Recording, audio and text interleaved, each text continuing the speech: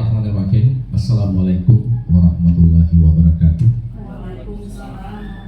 Alhamdulillah, kita bersyukur kepada Allah Subhanahu wa taala sampai saat ini kita masih diberikan kesehatan, kekuatan, kesempatan saya dapat bersama-sama di ruang ini dalam rangka menghadiri agenda kegiatan calon guru penggerak CGP, di mana pada hari ini tema yang akan disampaikan adalah diseminasi budaya positif. Mudah-mudahan ini membawa manfaat dan nilai tambah buat kita dalam melaksanakan tugas dan kewajiban kita. Salawat dan salam kita kirimkan pada junjungan kita Nabi besar Muhammad SAW. Semoga kita semua akan tetap bersama beliau yang meyakini jalan. Baik, untuk efisiennya waktu kita pada hari ini, segera kita akan mendengarkan, mengikuti bersama presentasi diseminasi budaya positif calon guru penggerak CGP Angkatan 8 yang akan disampaikan oleh Ibu Suryati Poduge SDD MSI. Pada beliau disilakan.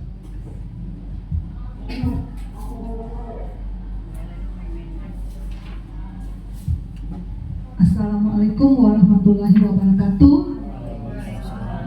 dan selamat pagi. Ya, terima kasih atas waktu dan kesempatan yang diberikan kepada teman-teman guru bisa bersedia hadir pada pagi hari ini. Saya ucapkan semoga apa yang menjadi kegiatan kita hari ini menjadi amal ibadah kita di kemudian hari, ya, di hari akhir kelak. Amin ya rabbal alamin. Yang saya hormati Ibu Wakil Kepala Sekolah, Ibu Dr. Anda Rabia. Yang saya hormati Pak Nur selaku moderator pada kegiatan diseminasi kita pada pagi hari ini. Teristimewa Dewan Guru dan staf tata usaha yang saya banggakan. Bapak Ibu yang saya hormati, pertama-tama patutlah kita selalu memanjatkan puji syukur kehadirat Allah Subhanahu wa taala atas rahmat karunia-Nya pada kita semua, sehingga hari ini kita diberi kesehatan, keafiatan, bisa berkumpul dalam kegiatan kita pada hari ini tentang diseminasi budaya positif. Ini adalah sebuah kegiatan aksi nyata yang merupakan tugas dari calon guru penggerak. Itu harus dibuat aksi nyatanya, materi yang kita dapat selama daring itu di kegiatannya harus dilakukan di sekolah. Kemudian itu nanti akan diupload. Kemudian juga selain diupload di LMS, di YouTube, ini nanti akan diupload di PMM. Di PMM, di Bukti Karya. Jadi ini nanti kita akan upload di Bukti Karya di PMM, Platform Merdeka Mengajar. Bapak Ibu peserta kegiatan, mohon maaf ya.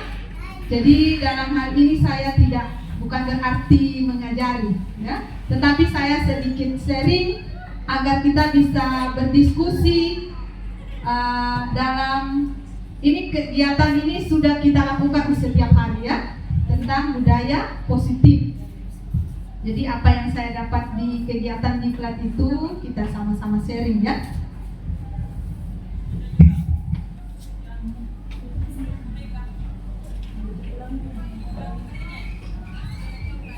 Ya, coba kita bermain dulu. Kita kepal tangan kita. Coba antara satu sama lain. Coba sampai atau satu orang berusaha membuka.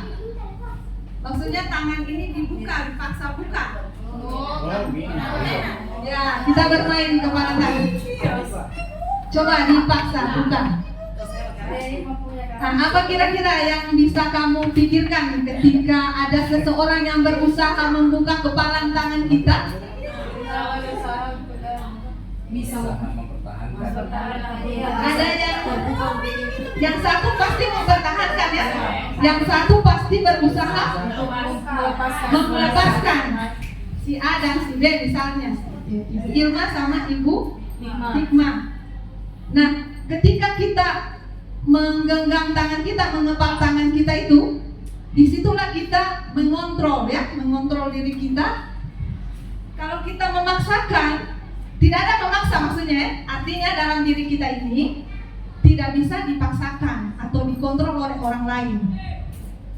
Itu ya. Walaupun dipaksa kalau kita berusaha atau walaupun tanpa, kalau kita misalnya kita inginkan kita mau buka, ya itu tergantung dari kita sendiri. Nah, lanjut ya. Itu artinya itu ilustrasi dulu ya. Nah, adalah 5 posisi kontrol. 5 posisi kontrol dalam restitusi adalah proses perjalanan seorang pendidik agar dapat mengenali dirinya. Pada video kali ini, kita akan membahas tentang 5 posisi kontrol yang dikembangkan oleh Diane Gosson dan contoh penerapannya.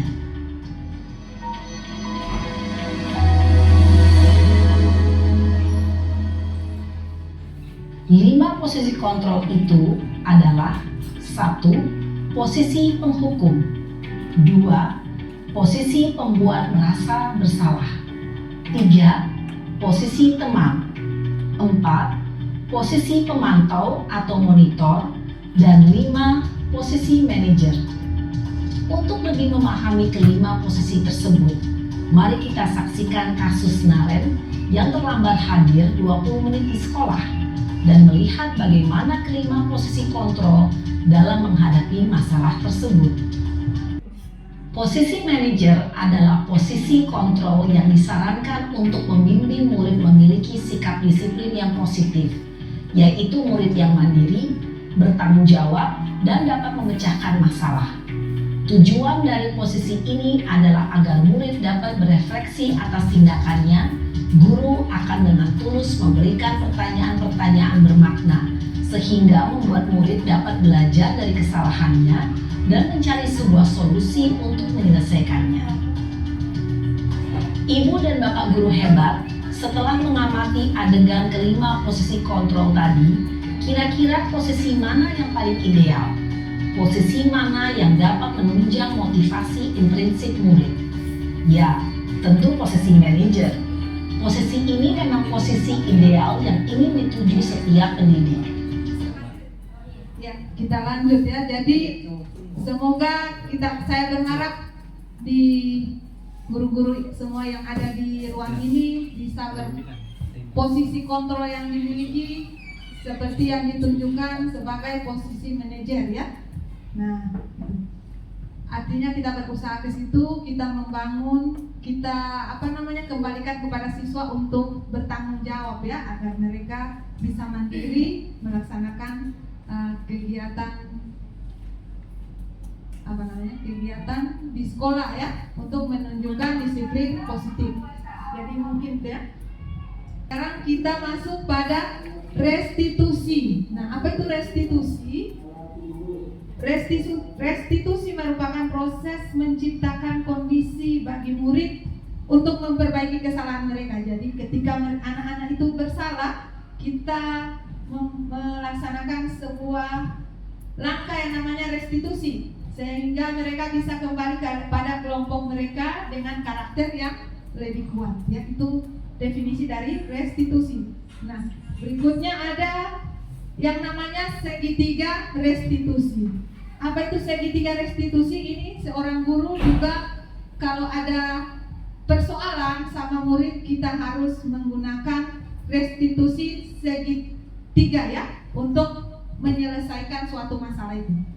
Apa itu segitiga restitusi, tahapan tindakan yang dilakukan guru yang bertujuan agar peserta didik dapat mencari solusi untuk masalahnya, dapat berpikir tentang orang seperti apa yang mereka inginkan ya.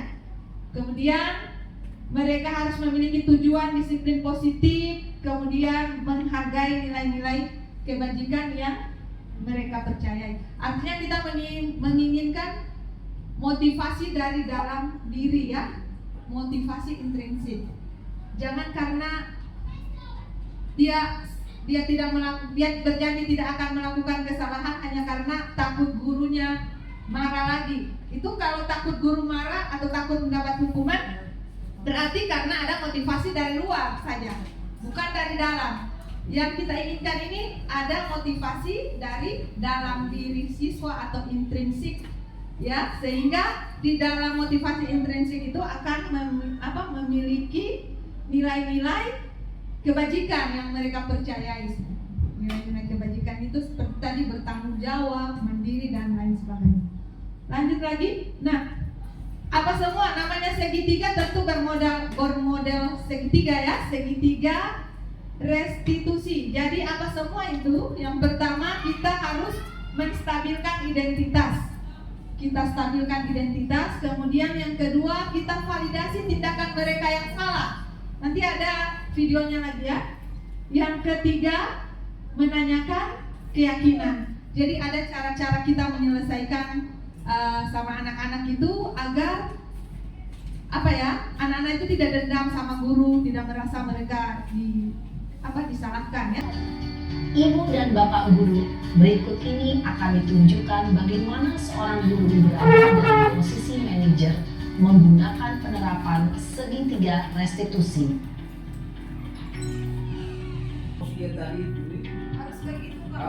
Ibu dan Bapak guru hebat. Baru saja kita menyaksikan contoh bagaimana seorang guru berada dalam posisi manajer menggunakan penerapan segitiga restitusi. Mari kita bahas satu persatu. Posisi kontrol yang diharapkan dari seorang guru itu adalah posisi kontrol sebagai manajer ya. Ketika kita anak-anak didik kita mengalami persoalan, maka kita perlu menyelesaikannya dengan menggunakan segitiga restitusi. Yang pertama kita buat dulu ya, menstabilkan dulu identitasnya. Yang marah-marah tadi kita stabilkan dulu dengan pertanyaan-pertanyaan yang tadi itu ya, yang seperti kita nonton bersama. Kemudian setelah kita sudah stabilkan identitasnya, setiap orang pasti pernah melakukan kesalahan ya. Jangan kita salahkan mereka, kita ambil kata-kata seperti itu ya. Bukan kamu satu-satunya yang pernah melakukan itu, agar mereka tidak merasa gagal di situ. Kemudian kita lanjut dengan memvalidasi tindakan yang salah. Seperti begini, kamu tentu punya alasan mengapa melakukan ini ya. Tanyakan, pertanyaan begitu. Kemudian setelah itu kita buat lagi dengan yang ketiga, langkah ketiga menanyakan keyakinan. Nah, keyakinan kelas apa yang sudah kamu sepakati, kamu ingin. Jadi seperti itu ya. Mudah-mudahan saya harapkan kalau kita sudah menerapkan apa yang menjadi disiplin positif, menjadi budaya positif, kita sudah menerapkan posisi kontrol sebagai seorang manajer, kita bisa menyelesaikan masalah dengan menggunakan segitiga restitusi. Itu yang saya harapkan dari Bapak Ibu guru di SMP 3 Ampana Kota ini ya, sehingga siswa-siswa kita itu kita harapkan memiliki ada dalam diri mereka ya nilai-nilai kebajikan ya, berasal dari dalam diri, bukan berasal dari luar karena dapat hukuman, karena mendapat penghargaan. Itu mungkin ya. Ya, jadi saya kira itu saja dulu yang sama-sama kita diskusikan hari ini. Mohon maaf atas apa yang sudah ada kata-kata yang kurang berkenan ya. Sehingga saya harapkan dalam kegiatan kita di sekolah ini kita menerapkan budaya positif ya. Itu yang saya harapkan. Terima kasih. Saya akhiri. Wassalamualaikum warahmatullahi wabarakatuh. Terima kasih.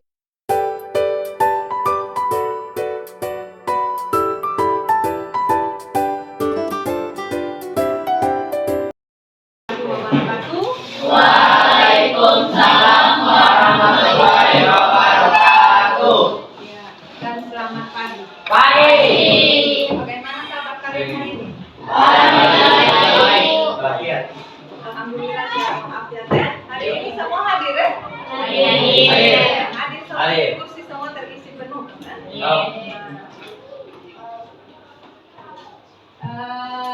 Sebelum kita memulai tahun ajaran baru, ada baiknya kita ini harus menyepakati sebuah kesepakatan kelas ya.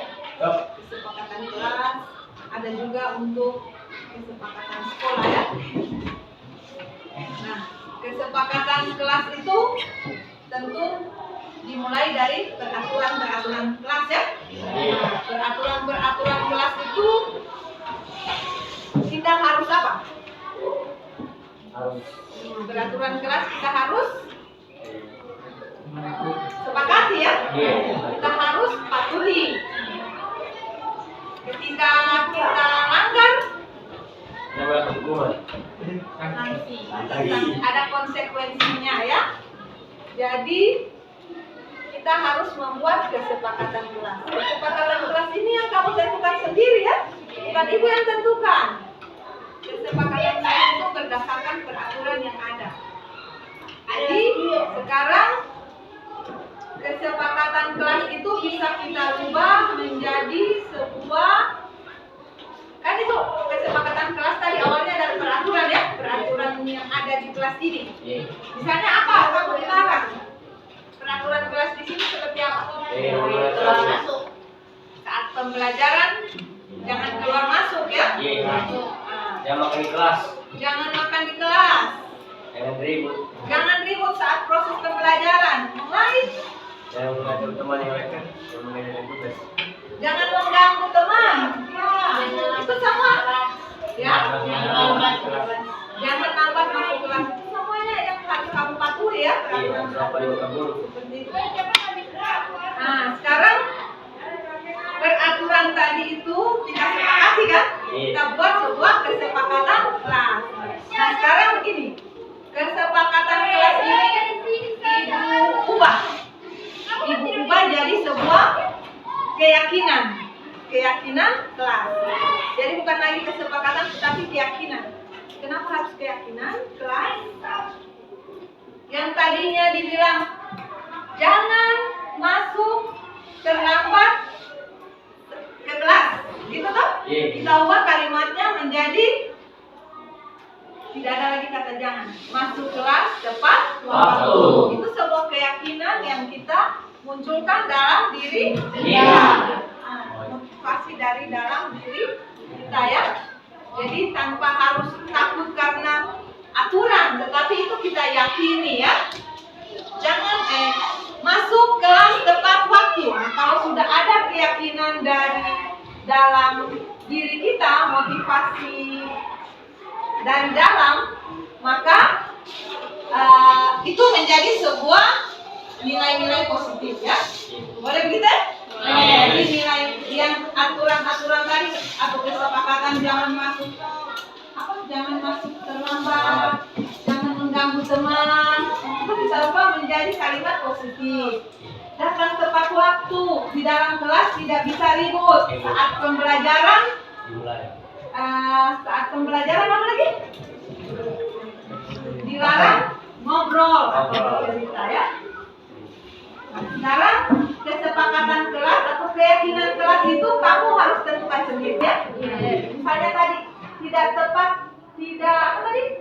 terlambat masuk kelas. Apa yang kamu ingin tumbuhkan di dalam diri kamu itu nilai-nilai apa? Ya apa kira-kira? Nilai-nilai yang ada di datang tepat waktu itu? Disiplin ya.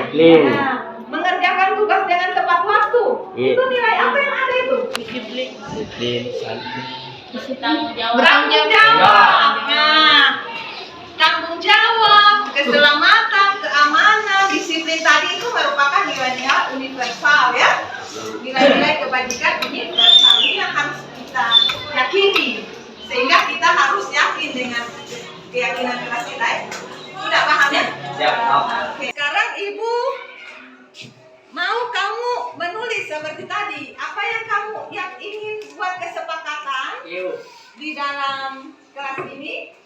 Kira-kira apa yang akan ditulis di sini ya? Tempel ditempel di mana? Di papan tulis. Tulis namanya siapa, baru saya tidak datang tepat waktu, begitu ya? Nanti tempel-tempel aku kan? Bantu Ibu. Bantu. Iya. Oke, tempel di sini. Silakan.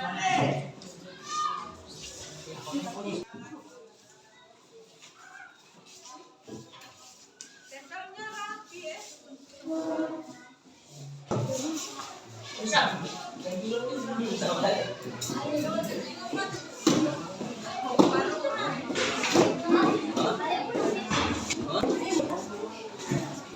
Sudah?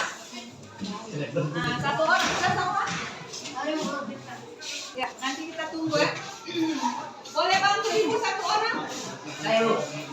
Baca ya. Ayo. Tempel dulu.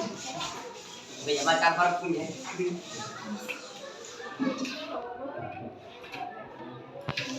Saya. Safika, ya nanti Safika yang Ibu minta tolong baca ya. Safika, coba bacakan teman-temannya siapa? Daripada harus sopan terhadap guru di dalam kelas. Jadi terima kasih ya Safika.